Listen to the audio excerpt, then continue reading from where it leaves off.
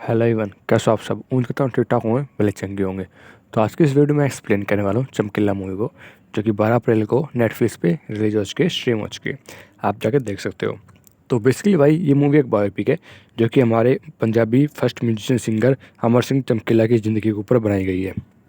तो इस मूवी में हमें उनका पूरे जीवन का निचोड़, पूरे जीवन का सार दिखाया गया है, जो कि काफ़ी इंटरेस्टिंग भाई देखने में। और उन्होंने अपनी लाइफ में क्या क्या फेस किया है, फेम के साथ साथ कितनी मुश्किलें उनके जीवन में आई है, उन्होंने उनको कैसे चैलेंज किया है, कैसे एक्सेप्ट किया है, और कैसे वो बचे हैं बहुत सी मुश्किलों से। उन सब का सार हमें इस मूवी में देखने को मिला है। तो आप भी कहानी जानना चाहते हैं तो बने रहिए इस वीडियो में। मैं शुरू करता हूँ बिना किसी देरी के, और उम्मीद करता हूँ कि आपका कम से कम समय लूँगा और ज़्यादा से ज़्यादा स्टोरी आपके साथ प्रोवाइड करूँगा।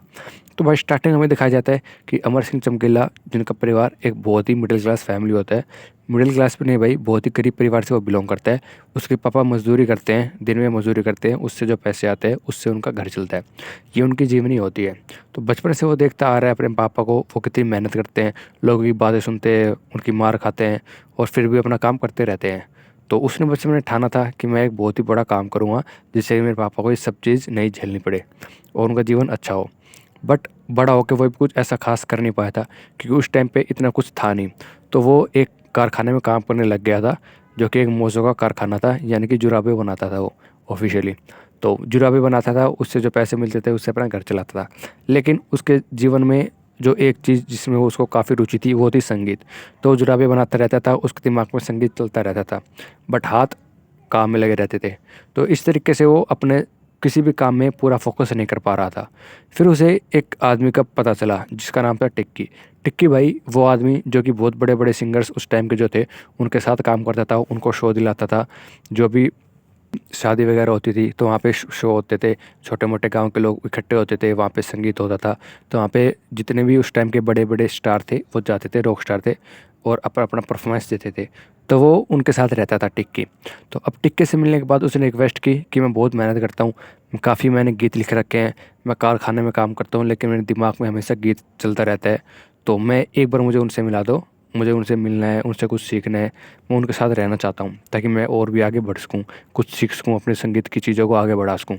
तो पहले तो वो नहीं माने, लेकिन जब उसका कॉन्फिडेंस देखा उसने सीधा बोल दिया था, आज मैं कुछ भी नहीं हूँ लेकिन कल मैं ज़रूर कुछ ना कुछ बन जाऊँगा। तो इसकी ये बात सुनने के बाद उसको भी लगा कि हाँ भाई बंदे में गट्स है। तो उसने उसको मिलाया जितेंद्र से, जो कि उस टाइम के काफ़ी बड़े सिंगर थे। तो उन्होंने उसके गाने सुने। अब भाई जो चमकीला के गाने थे वो मैं आपको बता दूं, डबल मीनिंग गाने थे, जो कि उस टाइम का पहला ऐसा बंदा था जो इस टाइप के गाने बनाता था। काफ़ी डबल मीनिंग गाने होते थे, थोड़े एडल्ट्स भी गाने होते थे उसके। तो ज़्यादातर लोग उसको सुनते नहीं थे, वो अकेले लिखते रहता था, गाता रहता था। फिर उसने अपने उस उस्ताद को सुनाया, उस सिंगर को सुनाया जिसके साथ वो काम करने के लिए गया था। तो उसने उसको अपने लिए नौकर समझ के रख लिया, वो उससे अपना सारा काम कराता था नौकर बना के। तो एक दिन एक शो चल रहा था और वहाँ पे टाइम पे जितेंद्र नहीं पहुँच पाया। तो भीड़ इतनी ज़्यादा हो रही थी, और उस टाइम तक ये हो चुका था कि जो जितेंद्र के जितने भी गीत आते थे उन सबको लिखता कौन था, चमकीला, और गाते थे जितेंद्र। तो चमकीला को कोई जानता भी नहीं था।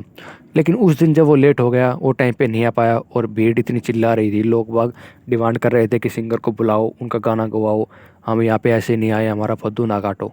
तो इतनी ज़्यादा भीड़ की आवाज़ सुनने के बाद टिक्की ने कहा कि वैसे भी चमकीला उसके सारे गाने लिखता है और अभी वो है नहीं, तो इसको ही भेज दो, यही तब तक इस भीड़ को संभाल सकता है, इन लोगों को हैंडल कर सकता है, और ये भीड़ थोड़ी शांत हो जाएगी, नहीं तो ये हमें खा जाएगी। तो चमकीला जाता है भाई एक देसी लुक में, हाथ में एक छोटा सा इंस्ट्रूमेंट लिए जो कि म्यूजिक का इंस्ट्रूमेंट होता है, और माइक पे जाके अपना गाना गाने लगता है।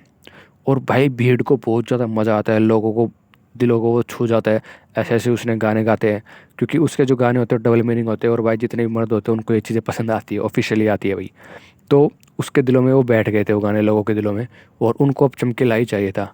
उसके कुछ देर बाद सिंगर जितेंद्र आ जाते हैं, बट वो देखता है कि डिमांड सिर्फ चमकीले की हो रही है, उसको कोई नहीं पूछ रहा होता। तो उसके मन में थोड़ी जलन होती है। बट फिर वो कनाडा चला जाता है इंडिया से।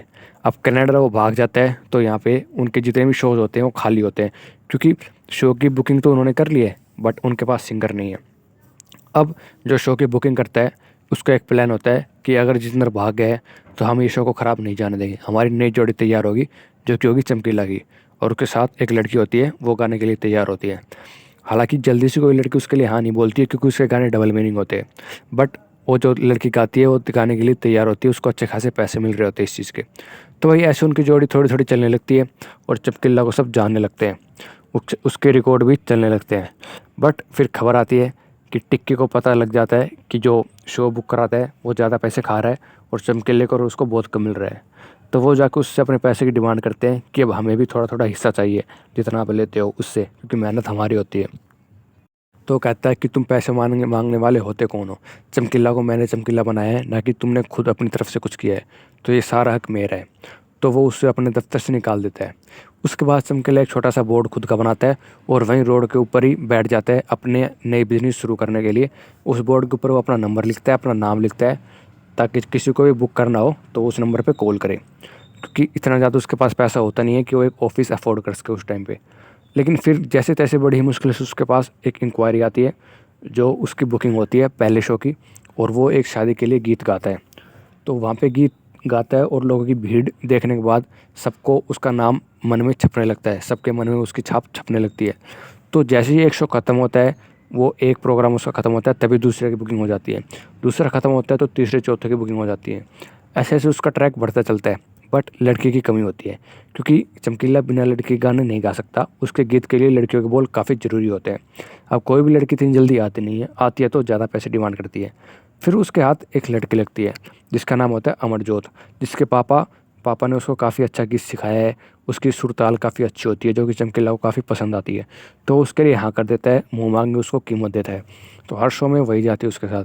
अब धीरे धीरे उनकी नज़दीकियाँ बढ़ने लगती है, उनके गाने सुपर डुपर हिट होने लगते हैं, उनकी एल्बम सारे रिकॉर्ड तोड़ देती है, क्योंकि उस टाइम के जितने भी रिकॉर्ड बने थे सिंगर के नाम पे, किसी भी सिंगर के नाम पे, वो सारे रिकॉर्ड चमकीला ने तोड़ दिए थे। उसकी हर एक एल्बम सुपर डुपर हिट जा रही थी। तो इसके बाद उसको पता लगता है, अमरजोत के पापा कहते हैं कि अब हम चमकीला के साथ इसको नहीं गाने देंगे, क्योंकि उसकी कुछ ज़्यादा कमाई हो नहीं रही है। ये बात सुन लेती है अमरजोत।